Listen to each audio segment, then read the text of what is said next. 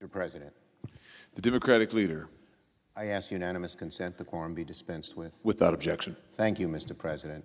Mr. President, I just heard the Republican leader speak out on the floor. Leader McConnell is busy giving partisan speeches, while for the last 2.5 hours, Speaker Pelosi, myself, Secretary of Treasury Mnuchin, and Chief of Staff Meadows were sitting in a room, working hard, trying to narrow our differences and come to an agreement. We all want to come to an agreement. We know the gravity of the situation demands it, and we will continue to work and work at it. We had a productive meeting. We narrowed some differences. Frankly, there are many that remain. But we must not give up. We must not resort to stark partisanship. We must come together and find a solution. If I had to characterize the major difference between our side and the Republican side, we believe the gravity of the situation, the economic problems, the health problems, demand a bold, strong, vigorous solution by the federal government. We believe we must meet those needs, and it will cost money. But mark my words, if we spend less money now, it will cost us more money later. We hear from our schools. They very much want to open. We hear from the parents of children. They very much want their kids to go back to school, but they want to do it only safely. It costs a lot of dollars to make a school safe in this COVID crisis. Not only the money for masks and PPE, but you can't sit two kids next to each other on a bus. So there have to be many more bus routes.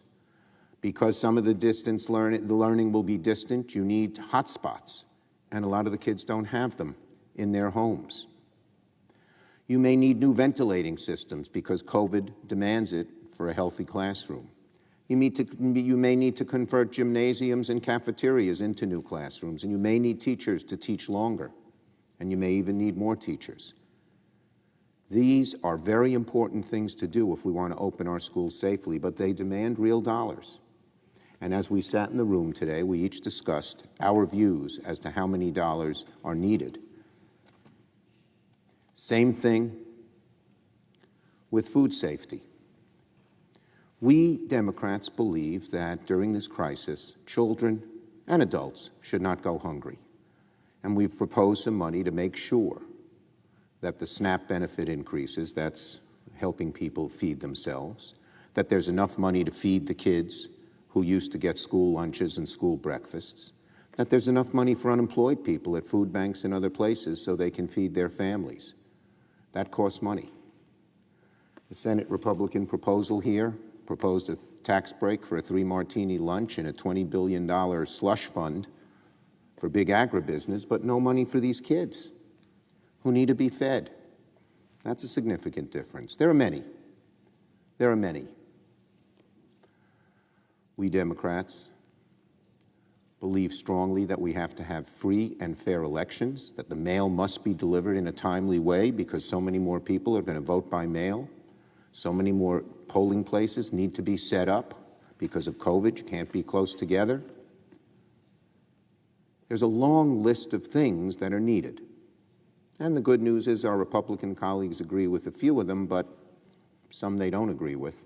And we are discussing why we think they need them, and they'll counter with us in the room, Mnuchin and Meadows. But the discussion is necessary. The discussion is productive, and we will continue it.